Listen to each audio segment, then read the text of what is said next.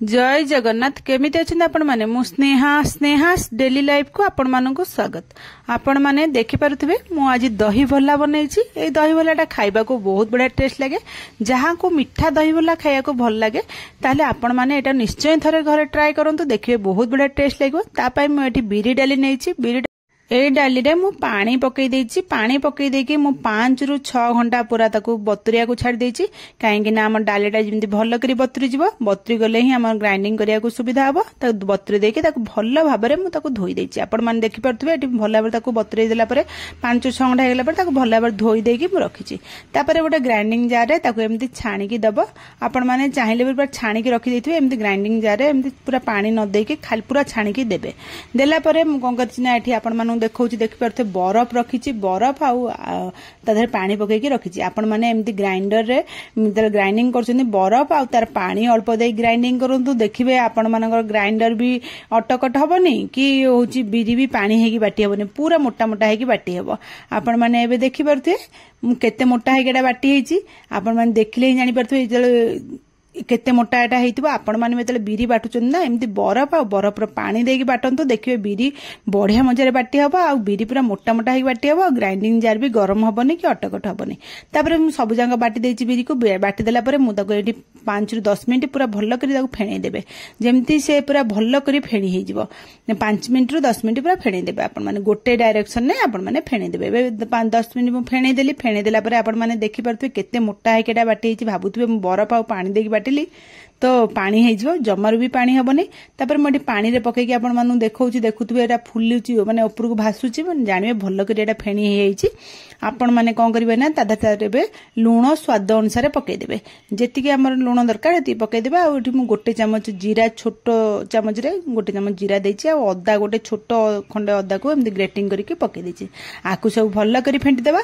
हां एठी यदि आपण माने सुजी टिके पकेइ देबे। मु एठी सुजी पकेइ नथिली, भूली जाइतिली, कि सुजी पकेइ देले बहुत बढ़िया हबो भल्ला गुडा। आमे सुजी पकेइनी।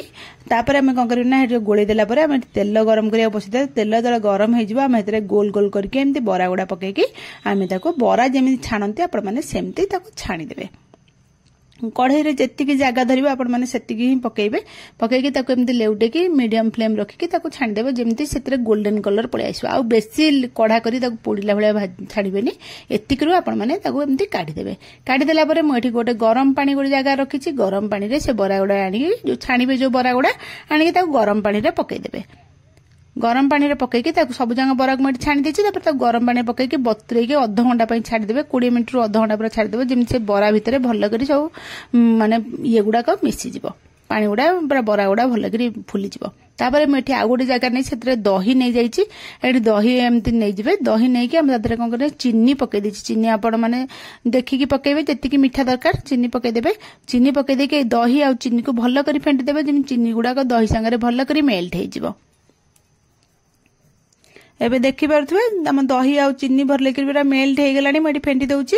एबे मेल्ट हे गेला पर ना ए दहीटा को हमें नेकी फ्रिज रे रखि देबा, बाहर थइबानी, जिंदे फ्रिज रे थइ देबा। दही भल्लाटा हमर ठंडा हेले खाइबा को बहुत भल लागे।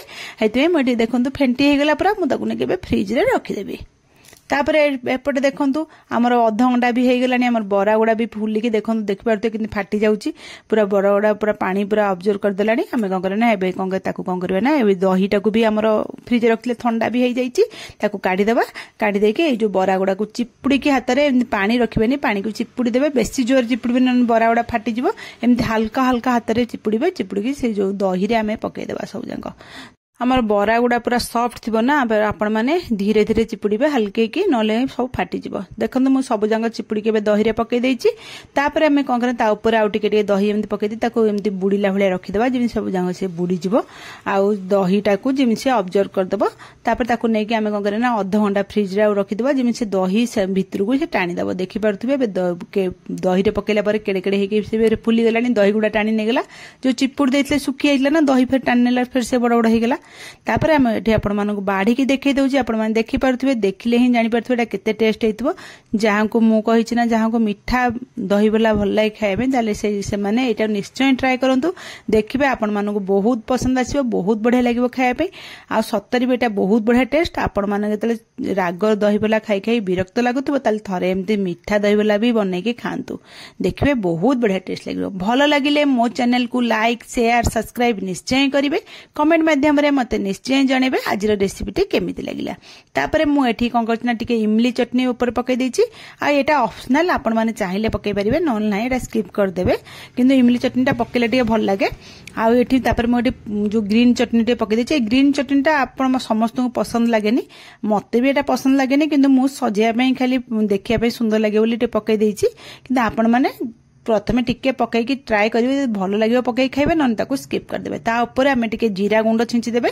जीरा गुंडरा छिंचले ही भल टेस्ट लागे जीरा गुंड छिंची देके आमे गंगना एबे देखंतो हमर दही बल्ला रेडी हे गेला मु आपण मानु पाखरु देखै दउची देखि पारतबे केते सुंदर एटा देखा जाउची एटा देखा जाउची जेतिकी सुंदर खाइबा को मध्य बहुत बढ़िया टेस्ट लागबो आपण माने भी निश्चय थरे एमती घरे ट्राई करंतु देखिबे घरे समस्त को पसंद आसीबो मु एठी आपण मानु गोटे काटिकी भी देखै दउची देखि पारुथिबे केमती आमर दही बल्ला गुड़ा है भितर भी दही गुड़ा पशि जाइए पूरा दही पूरा बुड़ी की अच्छी बढ़िया लगे खाया पे।